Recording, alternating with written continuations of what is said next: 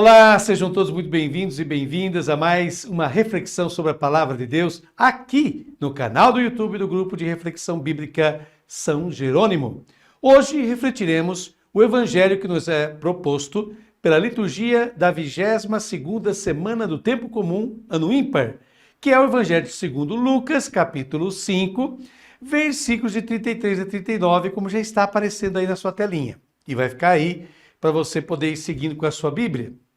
Concluindo o 5º capítulo de seu Evangelho, que se passa no interior da Galileia, Lucas nos apresenta um ríspido diálogo entre Jesus e os fariseus, juntamente com os escribas. Em seguida, Jesus desconta uma parábola do remendo e do vinho. Esse diálogo está em continuidade com o chamado que Jesus havia acabado de realizar a Levi, arrecadador de impostos para os romanos, pessoa odiada e desprezada pelas pessoas de seu povoado. Para piorar as coisas, Jesus, acompanhado de seus discípulos, ainda foi participar de um banquete na casa de Levi, onde se encontrava um grande número de cobradores de impostos, que eram chamados de publicanos naquela época, e outras pessoas consideradas pecadoras. Isso, obviamente, foi condenado pelos fariseus e seus escribas. Estes já haviam se escandalizado pela atitude de Jesus antes do chamado a Levi.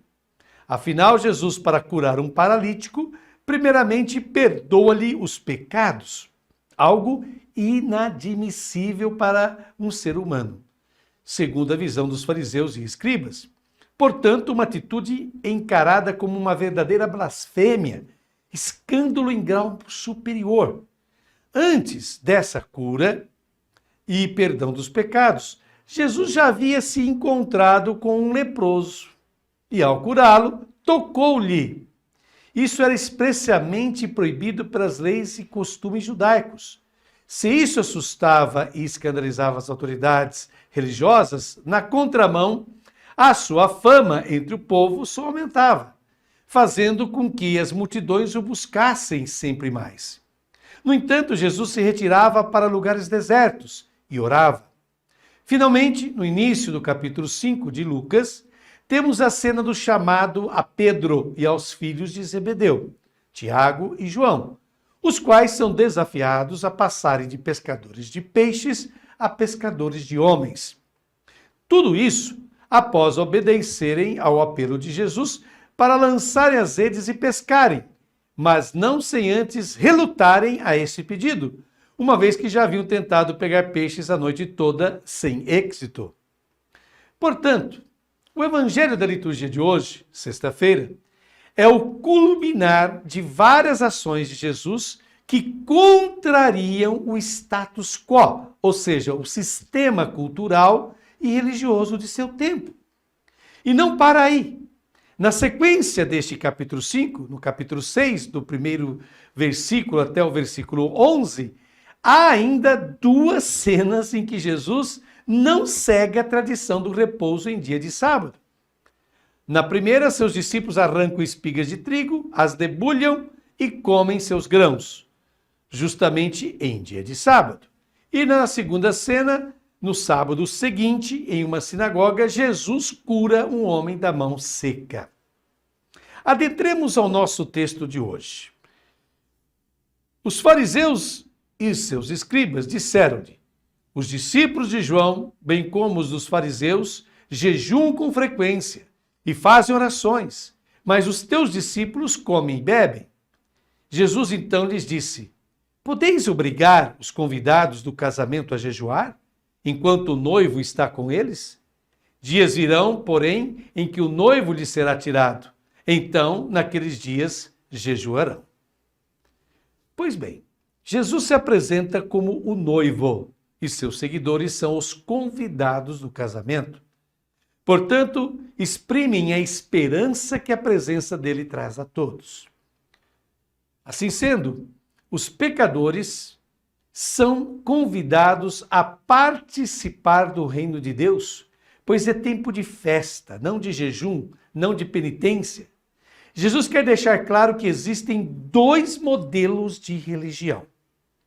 os quais têm a sua origem em dois projetos de vida ou dois caminhos para se buscar e encontrar Deus. Como vemos na imagem que está sendo exibida, o modelo farisaico tradicional via na vivência religiosa algo de sacrifício, penitência. No entanto, essa visão demonstra que eles tinham uma ideia distorcida de Deus. Para eles, Deus estava nos céus, e para os seres humanos aproximarem-se dele eram necessárias privações e orações. Pelo contrário, a religião de Jesus acredita em um Deus que está entre nós, na terra, presente em cada ser humano, fundido e confundido com a humanidade, como dizia o teólogo espanhol José María Castillo. Por isso, o projeto da religiosidade tradicional concentra seus esforços em sacrificar o humano, enquanto que a religiosidade de Jesus se concentra em fazer felizes os humanos. Vejam só a diferença.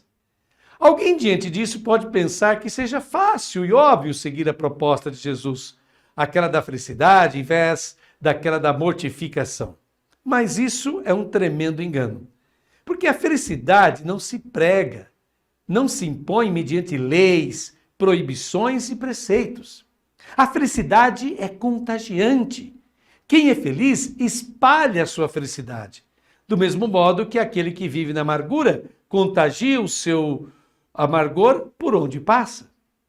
E isso ocorre seja na prosperidade, seja na adversidade, o que supõe uma pessoa com grande profundidade humana. Em seguida, Jesus conta uma dupla parábola. Ouçamos. Contou-lhes também uma parábola. Ninguém recorta de roupa nova um remendo para costurá-lo em roupa velha. Caso contrário, rasga a roupa nova e o remendo da nova não se ajusta à roupa velha. Do mesmo modo, ninguém põe vinho novo em odres velhos, porque o vinho novo arrebenta os odres, e perdem-se o vinho e os odres. Vinho novo em odres novos.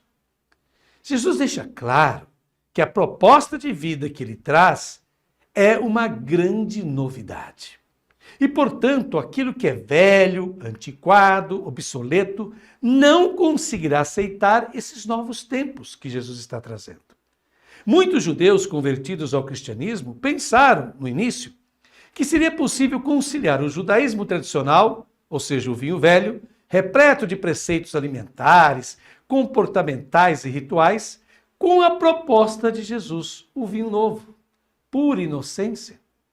Acontece que a proposta de Jesus não conduzia o ser humano para um intimismo religioso, para uma vida devotada a seguir pequenas regras e pensar que isso bastasse para agradar a Deus. Jesus propunha o reino de Deus, uma sociedade alternativa, onde não houvesse pessoas inferiores, excluídas, marginalizadas, desamparadas, enfim, onde não houvesse seres humanos em condições não dignas. Uma religião que pensa mais no pecado, na culpa, no erro do que na salvação, na redenção, na libertação do ser humano, é um pano velho sobre o qual não serve querer aplicar o tecido novo do Evangelho. Isso vale mais do que nunca para os dias de hoje. Que você tenha, querido irmão e irmã, uma abençoada jornada. Obrigado por nos dedicar a sua preciosa atenção e tempo. Até uma próxima oportunidade, se Deus quiser.